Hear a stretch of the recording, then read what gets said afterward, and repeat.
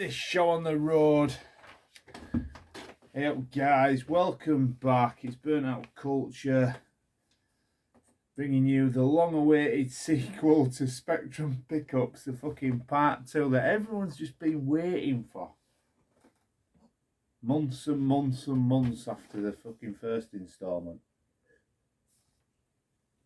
I'm really sorry, the lighting's probably shit in here. I've probably got letterbox, fucking wrong aspect ratio, everything that can possibly go wrong.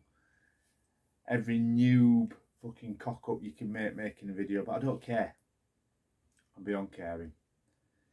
All I want to do is show you these fucking games. Right, so without further ado, I mean I've got plenty of notes on this. I'm going to top that glass up first. Not what I thought.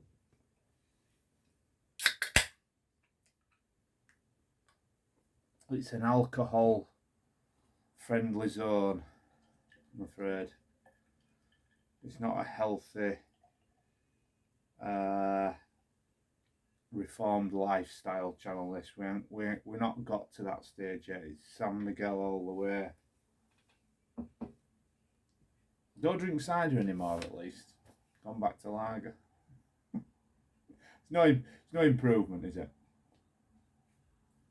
No improvement. I'm not grown up at all. Right, let's crack on. Which shit? Right, here we go. So, loads of cool games. There's actually going to be a third instalment. I've got enough to show a part 3, and hopefully there won't be as big a gap between part 2 and part 3. Right, okay, so the first one. This is in fantastic condition, is this? It's Blue Max. 48k only, from 1984. Fantastic cover.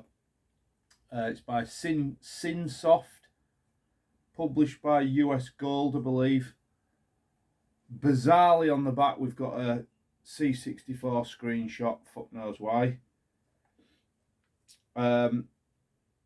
Good game I've wrote. So I think this was one of them where I wanted to go back to it. Didn't give it the time that it needs, but certainly worth having another bash at. But can't get over the cover.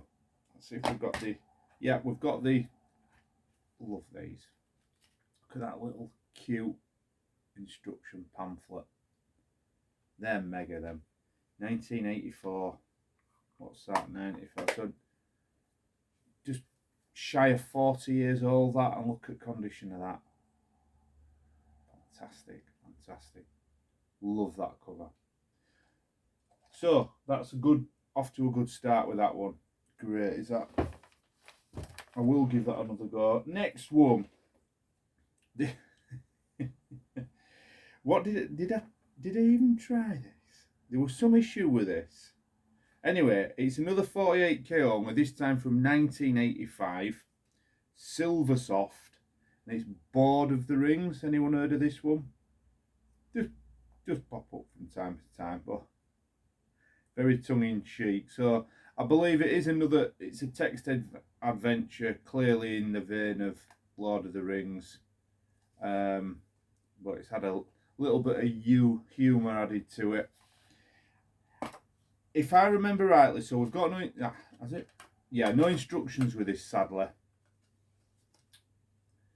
And this was it was, I think, if I'm right in saying, it is the only game that I haven't got on emulation. It's not on the list, and that has got thousands and thousands on. I'm sure it's the first time ever I couldn't find it.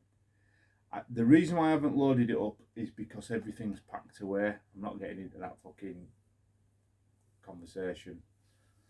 House moving bollocks. It's too draining at the minute. But yeah, everything's packed up. So that is the only reason why I haven't tested it. There's no reason why it shouldn't load. But yeah, so I haven't got around to playing it, but I know it's a text adventure. And again, in bloody good condition. Just a shame it hasn't got the instructions. Next one. This is a good game, is this? And think there's a couple of different packaging versions of this. Anyway, Spitfire 40, yet another 48k only game.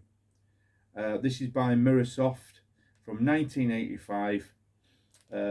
Yeah, cool clamshell, very cool cover. Good condition actually is this again. I've put very comprehensive instructions, but couldn't get game to play. Very glitchy.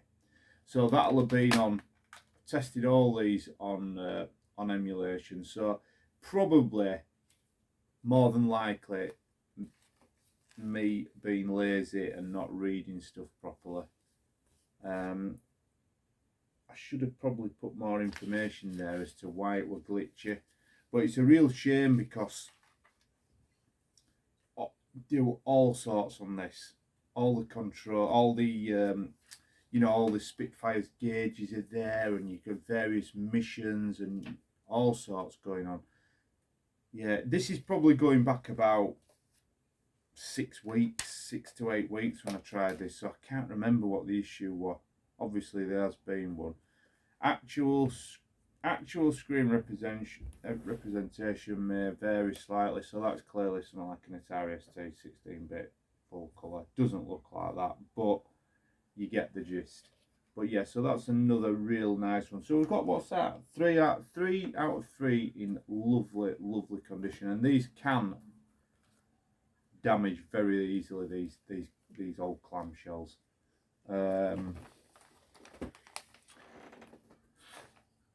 Getting attacked by the... Don't open that door. Next one. Oh, I've got to grab the wrong one there. This is super cool. This is absolutely super cool. I got this one off the Sinclair Facebook group. Don't manage to get much off there because basically you beat into the, you know, you got it seconds, it's gone. All the games are gone within seconds, and I don't sort of like try that hard to, you know, I'm not going to be hovering over that Facebook page all day just trying to get certain games. So if there's something available, I try, but I'm not going to beat myself up about it for missing out on stuff. It's pointless. You get so many people that are like just ultra disappointed, and I'm just thinking, don't stress. Why stress about it? Doesn't matter. Anyway, on this particular occasion, I managed to get this. Now this is super cool. This guy selling this was actually selling another one, which I think is part of the same series, but I just plumped for this one at the time. It's called City of Death. Look at that for a cool cover by Redshift. That artwork's brilliant. And so yeah, I tried this game out on Fuse, and yeah, it's like a part graphical, part text adventure. Just one that you're gonna have to apply a bit of time to, that's all. But it seemed really good. You know, you land by ship to this strange city, and searching houses, getting items, weapons. You know the deal. Getting attacked by weird stuff. Really good. Really, really good. But yeah, just love it. This is a little bit bad, not gonna lie to you. Seen some action as this, but fantastic cover, that. Brilliant. Just need to look after this one. I'll keep it separately. So that was that one. Next one, yeah, this is one I grabbed before. Yeah, so yeah, lots of memories of this game. US Gold, Sega game, but another one published by US Gold. Line of Fire arcade game. Lovely box. Similar, they do a very similar game or box design to Shadow Dancer as well. I haven't got that game, but yeah, I love this. What I've put for this, so this was yeah, very late in the Specky life, this 1990. Let's have a look at this. What did I put? Talk about the instruction sheet. Okay. Yeah. So it advertises the other games in the series, if you like. So yeah, there you go. Look, Super Monaco, Shadow Dancer. Very, very cool. It's just E-SWAT. Yeah, that's another one. Yeah, fucking brilliant. So I'm assuming you can get all these in this sort of red packaging sort of thing. So it's like a mini advertising poster on one side, the instructions on the other. Super cool. E-SWAT's a cracking game. Really is. I put, what else have I put for this? Oh, that were it. Yeah, we're interested to know whether, because it's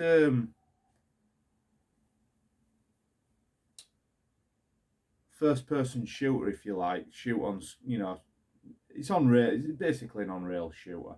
I wondered if the Magnum light phaser gun would work on this. Be interested to try that at some stage. But brilliant theme tune, obviously. Operation Wolf style. End of level bosses. Oh, end of level bosses. Not a bad game. Whether or not I obviously missed some words out there. Maybe they're a bit too hard or too easy. I'm not sure. Can't remember. But yeah, not a bad game. Good game in the arcade. I remember this when I was, basically a teenager playing this in arcade. So yeah, all good. Good condition as well. I don't think any of the corners are blown on that, which is a bonus. Loose tape inside, no baggy, but never mind. Let's have a quick slurp. So now we're on to these double duels. The first one, another arcade game and another quality iconic cover here. Loads of fucking iconic covers in this lot. It's actually 48k, another 48k only game, which I'm a bit surprised about this. So it's from 1986. I think it's like a dual collaboration between US Gold, obviously Data East did the arcade version. It is breakthrough, fantastic cover, that one. Yeah, but enjoyed it in the arcade game. Irritating theme tune, no in-game tune due to it being 48k only. Short game, only 4 levels, and apparently you can cheat by continually jumping. You can actually complete the whole game by just continually jumping the vehicle, going on and on. I didn't do that. It's quite enjoyable without doing that. But obviously it struggles to translate from the arcade version, but I must admit that cover is fucking cool, isn't it? In terms of these double duels now, so I've got so many that I need that are gone opaque and just need a new box. But the problem is with Tapeline, who I use, who I buy my double duels, are so expensive. I managed to find a supplier on eBay, but they're out of stock on double duel, because this is the box size that's the popular one that everyone wants. So they sell out. But Tapeline, I mean, don't get me wrong, they provide some fantastic boxes, all different colours and sizes, and you name it. But boy, are they expensive. So I'm going to try and just bide my time and try and source some off eBay, I think, for these. I'm not paying their price. It's just ridiculous, and postage as well is crippling. So that's that one. Next one, oh yeah, now this, real good memories of this one. Another game where you need to really apply some serious time. This is from 1986, Mirrorsoft. No connection to Microsoft, not Microsoft, whoever did Gunship. I can't remember it well now. Anyway, it's a different company altogether. This is 48k only again, which mega surprised me. Very cool cover, very comprehensive manual. It's got the map, I'll show it in a minute. Brilliant game, requires patience and time to play properly. It is a fantastic Strike Force Harrier if you like this sort of game. flight simulation, stroke action. Loved it. It's probably easily one of my favourite genres of game anyway. Always were. Just had much more time to get in deep, you know, sort of back then. Not so much now, but yeah, check this out. So we've got this like poster style thing where one side you've got full on grid reference that you're going to use, and then you've got the HUD, the head up display, and then all the keys that you'd use that do all the different buttons. And I'm assuming that will translate obviously, yeah, to a 48K Spectrum keyboard. Brilliant, fucking brilliant that. I probably need to come back to this, but the manual itself is a little chunky little booklet, is that? But so much to learn on that one.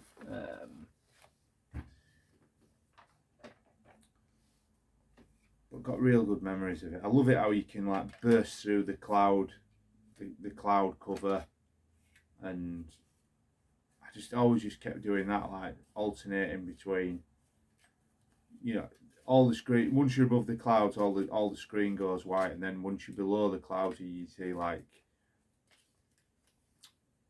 you know, it goes green for land and stuff like that. Brilliant. Little quirks like that. All 48K and all, amazing. So really happy to have that one. Really happy. Next one. They're all well known, these. Another arcade. So this one by Taito or Taito, whatever you want to call it. 1989. So another late game. Virgin published. I've put great theme tune. Very good game, but not quite as good as Wek Le Mans. Right, fair. Remember playing it on the Amigas. It's Continental Circus. So yeah, Wek Le Mans probably the nearest competitor, I guess. And I've obviously preferred that, which is a brilliant game, is Wek Le Mans anyway. But let's just have a look. What do we get in here? I think it's just the inlays, isn't it? What's on the screenshots there? Because they're not specky. Maybe the top one is. Yeah, looks like I've got C64 Amstrad and specky on them screenshots. But another, as I say, iconic title worth having in collection for sure, definitely. I ain't got that too many on Virgin label as well. Another one where box, all these covers just ping so much once you get a new double jewel case on, and I really do. Can't overemphasize it enough. Got some stickers on that. What's that? Virgin Saturn. Don't buy that. Buy this, and win £30,000 off the prizes. Wow. Talking of iconic ones, there don't come much more iconic than this. Gryzor Konami. Ultra cool cover. One of my favourite. What did I put here? So good, but a bit jolly theme. I want a bit of a jolly theme tune on the 128K. Poor control. Ah, yeah, that's what kills it. Poor controls. Spacebar to jump. Too hard. Yeah. So jump has to be spacebar, which is a bit of a killer. Bit of a shame. At least it's got the specky screenshots on the back.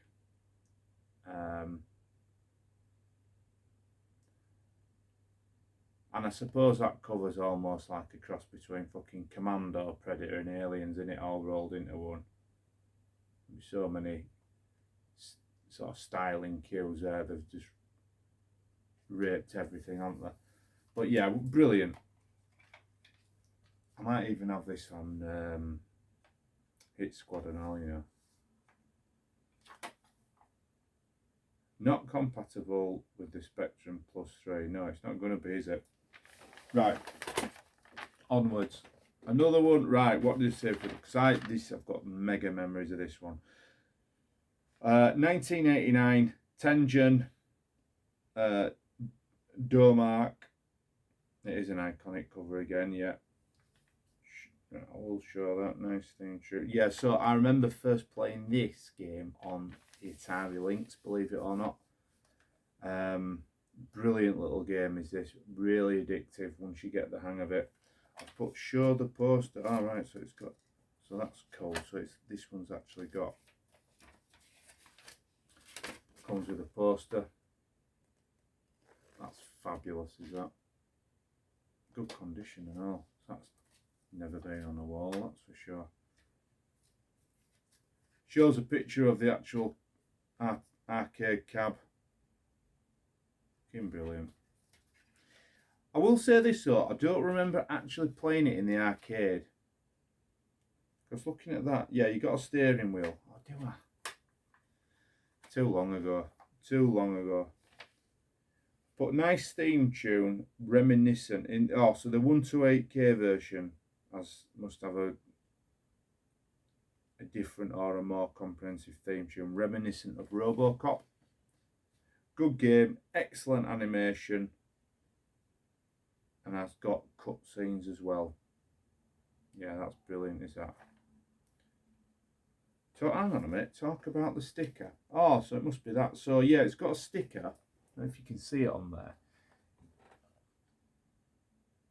So I'm assuming it's the shop that sold this. Yeah, Sears at the Computer Show, Earls Court, London, the 27th of September to the 1st of October 1989. Wow, that's brilliant, isn't it, when you see stuff like that? It really is. The Computer Show. Wow. Good stuff. Love that cover though. Absolutely love that cover. This one, do you know what? Never played this back in day. Obviously, super popular franchise, but I bought this recently. It's from 1986. It's the arcade game. They do various different versions of it. It's Masters of the Universe. US Gold.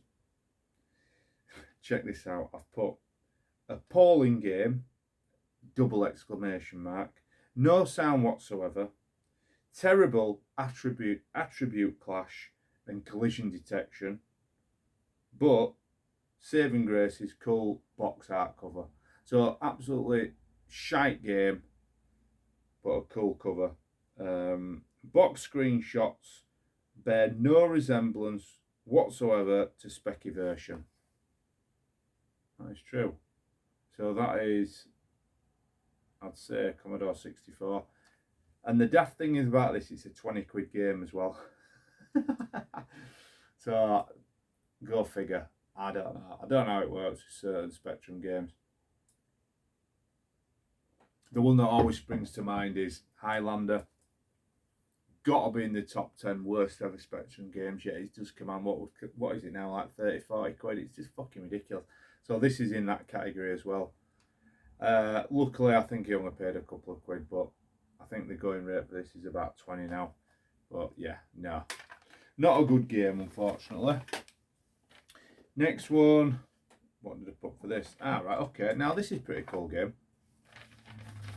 This one is by Melbourne House, 1987. It's Road Wars. Does that bring back any memories for anyone? Did for me. I remember it. I've put cool cover. Alright. Piss poor theme tune. So, not a good theme tune. Quite enjoyable. Controls a bit iffy. Cool 3D graphics. I can't even read my own writing.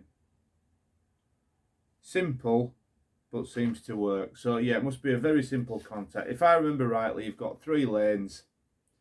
You're trying to blast these fuel cells or something. So you're supposed to be orbiting a planet, and you're just alternating between these 3 lanes, blowing stuff out of the way and blah blah blah. But I think it is pretty cool. You probably get the general gist of it on there. I don't know if you can see that.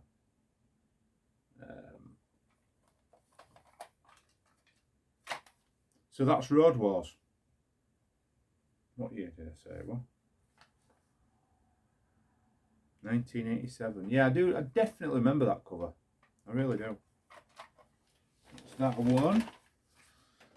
Another one, mega iconic, super big memories with this game as well. Rock hard though, I'll tell you that now for starters. By Gremlin Graphics, 1989. It is a Super Scramble Simulator. I just can't. I seem to remember being much, much better on it back in the day. I just cannot find the patience, if you like, to get to grips with it anymore. But I know it's got a lot to offer if I can just get over that hurdle. But patience is a minimum, these days. So I've put. Okay. Oh yeah, we'll talk about that in a minute. Oh yeah, there's loads going on with this, right? So it is actually missing the instructions. Brilliant theme tune on 128K. Again, reminiscent of RoboCop. So there must be like sort of similar style theme tunes. Very good graphics. Much too tough. Controls hard to get to grips with. So the guy who sold me this chucked in another random tape, which is 3D Desert Patrol. But the cool thing that I wanted to talk about with this, and you've got to remember going back at the time as well. So there was a competition with this game where, check this out, you could win a Yamaha DT50 dirt bike. I mean, fucking hell. That is just like, I can't even put into words how cool that must have been back in the day. I don't know yet. So what did you have to do? Oh, that was it. Yeah, to enter this great competition, all you had to do is design a motorbike for the year 2000 AD in full colour. So you could win £1,000 worth of prizes. First prize being the DT50, and 50 runners-up receiving a limited edition Super Scramble Simulator t-shirt. Now, can you imagine though winning that bike? Probably wouldn't have been able to ride it if you were, I don't know, 14, 15-year-old, but bloody hellfire. Well, you would ride it, wouldn't you? Fucking hell, let's face it, who cares? You would have done. But what a cool competition that would have been. Just tells you about it there. But yeah, wicked. Absolutely ace that. Next one, right, I've got so many memories playing this round at my mate Paul's house. Man alive, yeah. This one's by Autogenic. How do you say it? Audiogenic. Sorry, Audiogenic. 1988. Emlyn Hughes International Soccer. So the memories I've got of this game is playing it on the C64, not on the Spectrum. It's a very different game. But I'm not going to slate this because it's quite playable and enjoyable, but can't hold a candle to the C64. It's probably one of the best sports, if not the best sports game on the Commodore. This, certainly football, it is fucking fantastic. But on the Spectrum, it's just alright. It's playable. There's not many good football games on the Spectrum, let's be honest. This is probably one of the best. So what have I put? So I've talked about that. One thing it is cool with this, you actually get a gold cassette. Or it was gold at one time. Kind of a bit off gold now. But it's not a bad game. The graphics are pretty shit. It's got a really cool menu system, really comprehensive actually. There's loads of different options, but the sound's appalling, and it's got that horrible muddiness to the controls, you know, where you don't really feel that you're playing some at time. So yeah, whereas the C64 it was just fabulous. We just weeks on end. I remember in 6-week holidays playing this. Fucking brilliant. R.I.P. Emlyn Hughes, who were a pretty cool guy. I used to like Emlyn, but yeah, good game. but better on the C64. And last but not least, it doesn't get much more iconic than this one. 1987 by Domac, another 48k only. It is fabulous Star Wars. Look at that for a cover. This game manages to pull off the theme tune pretty well as well, in my opinion. It's very repetitive, but it's good to see it's coming out of a 48k Spectrum. The game itself is also pretty damn good rendition of the arcade, if not, quite there, but it tries its bloody best. Then Vector 3D, Vector graphics on this to see it with 48k is just outstanding. The only game I can think of that's better than this is Elite, for that style of graphics and the year. But yeah, cracking game, really does. A little bit difficult. In fact, I find this more difficult than the bloody arcade version, actually, to be honest with you. But yeah, so this one is actually the trilogy copy as well. It's not the standalone. They do various different versions of this, to be fair, but nevertheless, real good to have that one. Really good. I think I've got Empire Strikes Back somewhere as well, but I don't know if I've put that at the moment. Anyway, but yeah. So as I'm sure you can agree, there's some bloody good games in that, but I've got the same amount again now. So the next lot is various stuff, some big box ones in the next lot. But really still enjoying picking up all these Spectrum games. I really am. I just love it. These can now go in the box, probably never see it light of day again, but as I say, I play everything. Well, we've got it here, look, haven't we? Is that Star Wars? Yeah, I've got it on emulation running there in background anyway, so I'll play everything through that. Right guys, I'll buzz off. Thanks as per for watching, and as I say, there will be a part 3. Beyond that, I don't know. Who knows? I don't know what I'm doing from one fucking day to the next these days. Most of my time, 99% of my spare time now is taken up with the, if you didn't, I'm in a band, attempting to play bass again. We've got a gig coming up end of July. It'll be the first gig I've played in 23 years, so to say I'm a little nervous is probably an underestimate, but we'll do it. We're going to find a way through this challenge. So that's where all my time is at the minute, just practice. But really enjoying it.